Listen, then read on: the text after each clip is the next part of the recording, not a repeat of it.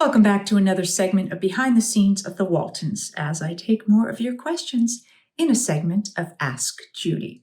If you're enjoying these, please do hit like and subscribe. This question is from Ronnie Spradlin, who said, in The Wager, I noticed that when you and Aaron ran around the house, there was a huge, long wall with two windows. That side door led to the kitchen. What were those outside walls? I've noticed that YouTube is showing the pilot movie, The Homecoming, and it is Patricia Neal. In it, Patricia Neal told you that she and John were married in 1916. I did not know, and I know you said it took 6.5 days to film an episode. When do you all rehearse? Okay, so let me check up on these things. So first of all, in terms of those windows, the windows were a combination. So outside, as you see, as you come off the porch and run by the side of the house, the first is windows to the back porch and then the kitchen area. But there's one extra window that would be for some room that we never saw or didn't exist as an interior room. So that's what those side windows would have been. Now, they did not directly correlate with the interior house set on the sound stage. They didn't worry so much about exactly what all those windows were. Of course, we did have the back porch area, which we saw people come and go from, and we occasionally had scenes in that back porch which were shot on the sound stage. And then in the kitchen, there was like the bay window area. So any additional windows would have been kind of back into that back corner. There was a door in the back of the kitchen that we only saw once or twice someone enter or exit from there. So potentially there was another storage closet back there with another entrance to the outside.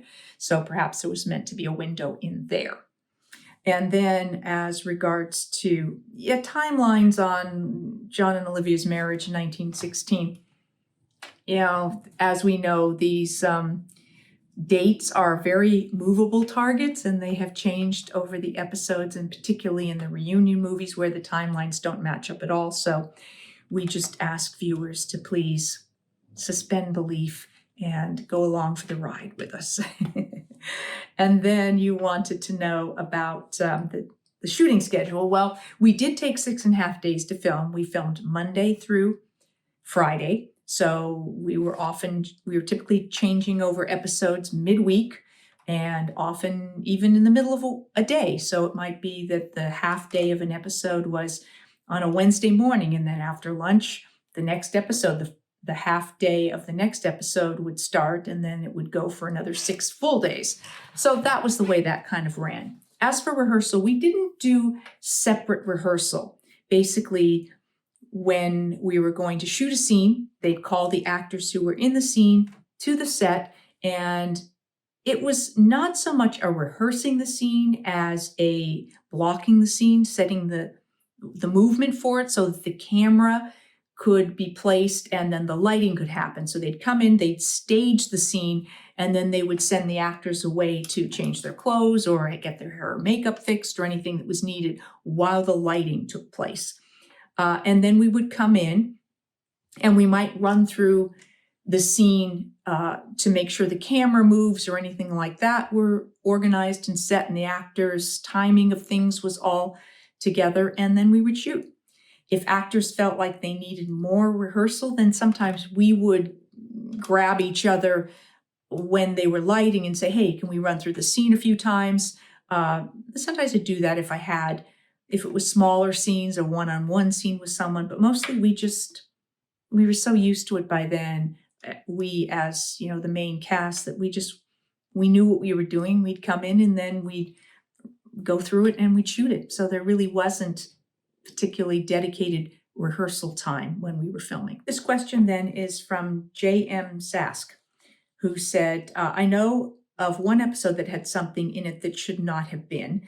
In the bicycle, when Ned Beatty says he is leaving while Ivy Jones is on the swing, not wanting to go with him, he goes, she gets off the swing to chase him on the bicycle, and in the background, there's the back half of a 1970s station wagon at the top of the screen. So I did take a look back at that, and indeed, you see here just a quick flash of this car that definitely has no reason to be in this episode. So good catch. Vanjie Meneses said, I have noticed a few discrepancies. In The Lost Sheep, when John and Olivia leave the house to go to the Baldwin's house to find Aaron, Olivia is wearing a beige print dress. So here we see her exit. She's wearing this beige print dress. Then in the car, as we see here, she's wearing a blue dress. And then when she enters the Baldwin's house, she's back in the beige dress. So we do indeed see those three changes. Those would have all been shot on different days. So someplace along the line, they lost track of which dress she was wearing. And then in the episode when Kurt and Mary Ellen are taking one of the Baldwins to the hospital, Kurt's outfit keeps changing. I could not figure out which episode that was. So if anybody has any idea when that was, I can take a look back at that. And then I keep noticing that the furniture in the Waltons' living room keeps changing and sometimes appear in other people's homes. Same with dinnerware. I did not notice that happening. There may have been various different pieces of furniture that had the same print, the same upholstery on it, but I don't know that they actually took furniture from the Walton living room set, but they may have just had stocks of dishes and things that were kind of the same thing. So that I hadn't noticed, so I will try and keep an eye out for that, but I don't remember pieces of our furniture being missing. So I would just say they might have been just similar. I did notice in the episode The Wedding that, which someone else had commented on, that when Patsy gets on the mule with Jim Bob and Elizabeth, when she's going to go with them from the kitchen, we see that she is wearing a dress, but then when she is on the mule, she's wearing pants, and yet she did seem to go out the door with him. So, but I have a feeling when they went to shoot the mule thing, they didn't want her in a dress on the mule, so they put her in pants and perhaps didn't realize that it happened and that there wasn't time for her to have changed, or just figured they'd ignore that change would have happened. So no idea on how that one was potentially justified. Jeff Rosenberg said, I noticed this a while back, and since the segment mentioned young David, I want to get your thoughts. In the season 1 opening credits, where everyone is hurrying to make their marks on the porch, it looks like David gently nudges Reckless out of the way. You can also see Richard squeeze through to get to his mark. I'm sure timing is everything. And yes, as you look through this opening credits, you do see that people are having to shuffle around. We'd been given final marks, and so everybody did their best as we were all hurrying to kind of maneuver and get to your mark. And the trick as actors when that kind of stuff happened was to just try and make the moves that you were making look as natural as possible. And sometimes it was seamless, and sometimes maybe you caught a little bit of something moving. Catherine Gleason noticed this little mismatch from the episode The Test. So when Mama gets the dress shop job and decides not to continue at the end, that she puts her apron on, and as she's heading out to tell John Boy that she's not going with him, when she leaves and we suddenly cut to her coming outside, she doesn't have the apron on. So good catch. This question is from Observer of Madness Internet. Okay, so about the doorknob. So we've talked about how this mystery door by the living room front door, how the doorknob moved. So maybe it could have changed after the house fire. So I looked back, I did research, and I was trying to figure out where it happened. So in the burnout, the mystery door handle is on the right side. So this is the same as the earlier seasons. So it did not change after the fire. Then I looked back. So in season 4, the quilting, the door is still on the right. In season 5, the hiding place, the door has changed to the left side. So that was episode 23. Whereas, the burnout was earlier than that. So for some reason, when we got to doing the episode The Hiding Place, that door handle had changed. And by the end of the season, the handle is on the left side for the Go-Getter episode in season 5. Then AJ Fisher Design said, anyone else notice how the porch light starts out on the right side of the front door, but by later seasons has moved to the left side?